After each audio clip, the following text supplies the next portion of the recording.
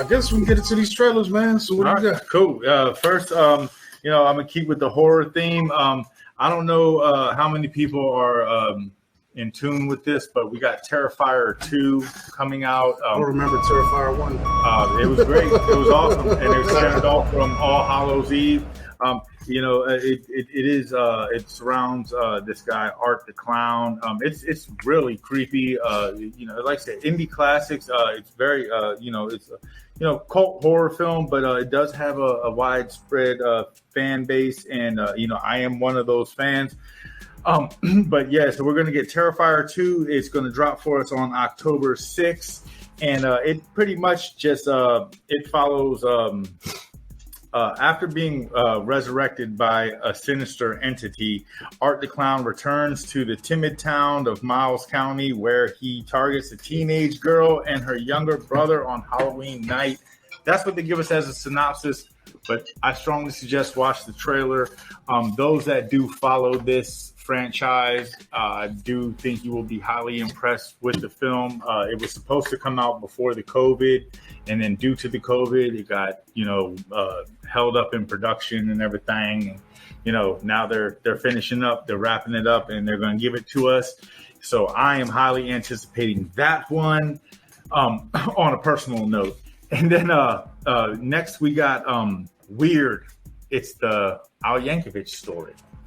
What? And I'll give each y'all a guess. I don't know if y'all seen this trailer. It's Daniel Radcliffe. There you go. All right, there you go. All right, cool. So so we got that coming out, and it's gonna drop for us on September 8th, which is because September 8th has already passed, and I ain't seen it yet. Yeah, but it premiered September 8th at the Toronto International Film Festival. So there we go.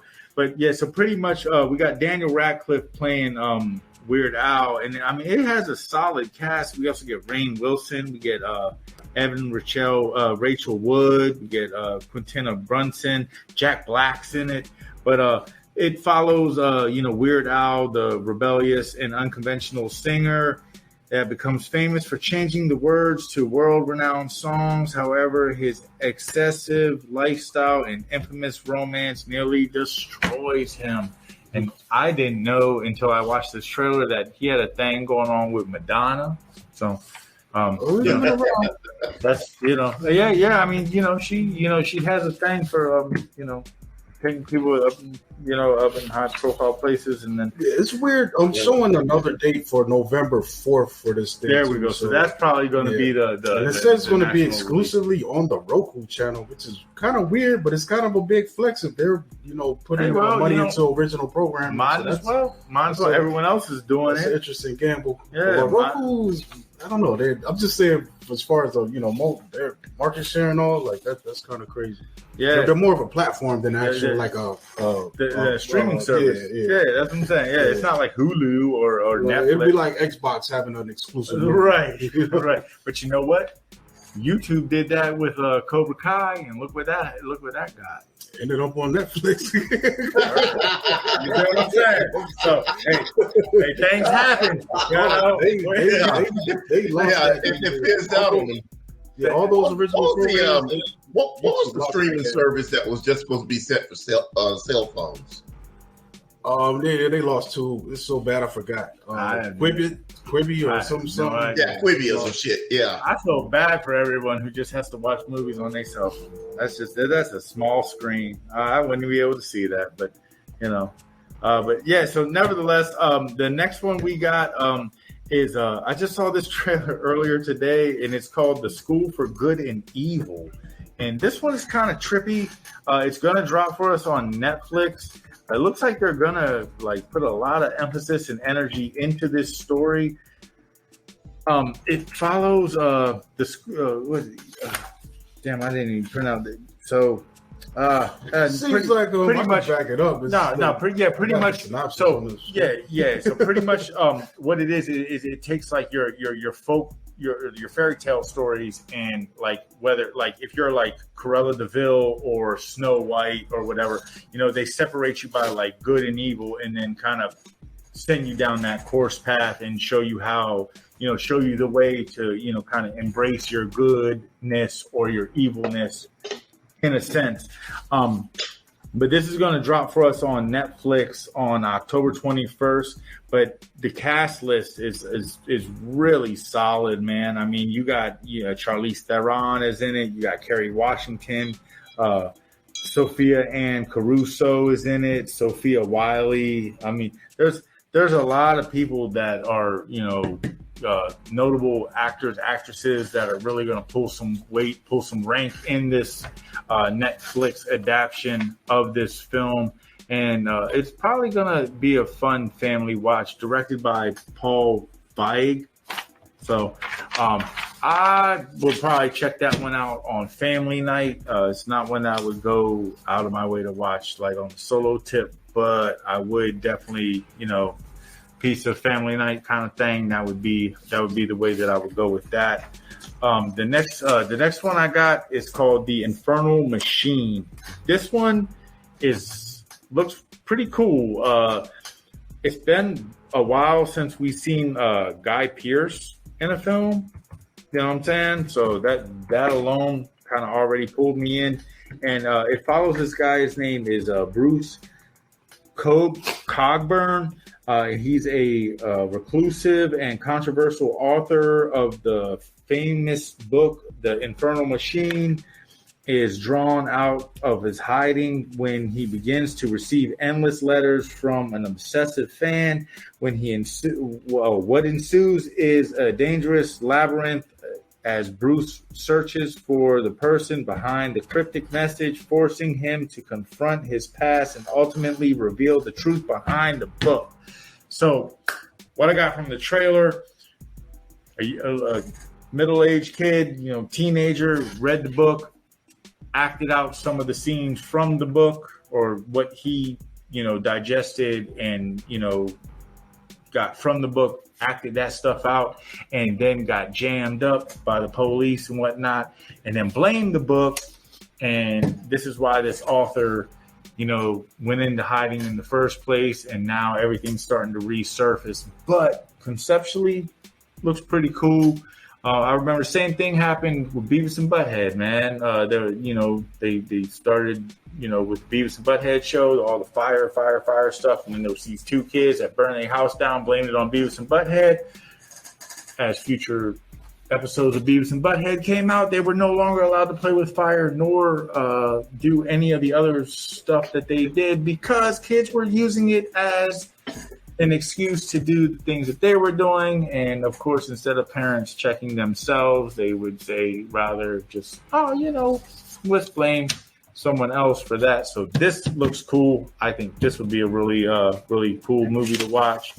And last one I got, we got a brief trailer for a new M. Night Shyamalan movie that's coming out. I don't know if this is a good thing or a bad thing, but anything that he comes out with. Who is M. Night? I don't know who that guy is. Hey, man, last time we talked about him, I think his glass got broken. But that bum ass old. Oh yeah. Well, yeah, we're too young to talk about that old stuff. And the glass. But nevertheless, there is a movie that he is dropping in 2023, which is funny that they're dropping trailers now, but it's called Knock at the Cabin. And it doesn't give us much as far as a synopsis. What I will say is that Dave Bautista is our lead role, and I mess with Dave Bautista. I think that he is a very well-rounded actor, and, he gives a lot of high energy. He's not as condensed as some of the other wrestler turned actors. You know what I'm saying? You put a name in a jar and pick it out. There's plenty of something. What's going to happen after this film? That'll be one movie that I wouldn't like seeing Dave Bautista in. I don't know, man. Yeah, I mean, his track record. Shyamalan. Shyamalan. When he misses the mark, he misses all the way. But when he hits home runs. I mean, there are a lot of good films that he's put out. So I mean, that's why I always give him a chance. You know what I mean? But it pretty much says. I mean, hey, I mean, come on. I mean, we can sidestep old, we can sidestep Glass, but Split was great. The Visit was great. Unbreakable, great. Sixth Sense, great. After Earth was shit. After Earth was shit. Avatar was shit. Avatar was shit. I was a fan of Lady in the Water, but that one's hit or miss. The Happening was shit. You said what now? The Happening was shit. The Happening was shit. The Village was kind of, Village was a decent film. It was decent. You see what I'm saying? I mean, he's all over the place with it. But one thing that I respect about him is he's not afraid to, he tries. Sometimes his methods are obscure and abstract, and he takes the scenic route to get you to nowhere. But when he hits, he hits. Like I said, I mean, the films that he has given us that I do like, I like all the way. So what's this one about, though? This one, it doesn't really give us much as far as a synopsis. They're really keeping it really close to the chest. It says, Knock at the Door is an upcoming American apocalyptic horror film written, directed, and produced by M. Night Shyamalan for Blinding Edge Productions. It is based on 2018 novel Cabin at the End of the World by Paul G. Tremblay. So, I did find this though on it. I guess the trailer's a teaser, so it doesn't really give us a whole lot. Yeah, it doesn't give us much. There was a couple and they are on vacation in a secluded cabin in New Hampshire. Their dwelling is invaded by 4 strangers named Redmond, Leonard, Sabrina, and Adrian, who take the family captive and tell them that to prevent the upcoming apocalypse, one of them must be killed by the other. So sounds a little familiar in the premise, but it's the location, I guess, makes it interesting. Remember that one movie? Was that The Sacred Deer? That kind of reminds me of that setup. Another Sacred Deer. Yeah, when y'all got to pick one who's going to die. That was pretty cool, though. It might be worth it, man. If you could put some spin on it. Which he probably will. I mean, we don't know if the spin is going to hold up or not, but yeah, I'm gonna check it out. Like I said, I mean, anything he comes out with, I check out just because I'm intrigued by if it's gonna ultimately be awesome or find a way to fail. All right, we'll find out. Bob, you'll just take that bullet from me because there's no way in the world I'm watching an M. Night Shyamalan movie in the theater. I mean, film in the theater again. I feel you. I feel you. Hey, I'll take that one. But yeah, that's it for the trailer load, man. That's all I got at the time.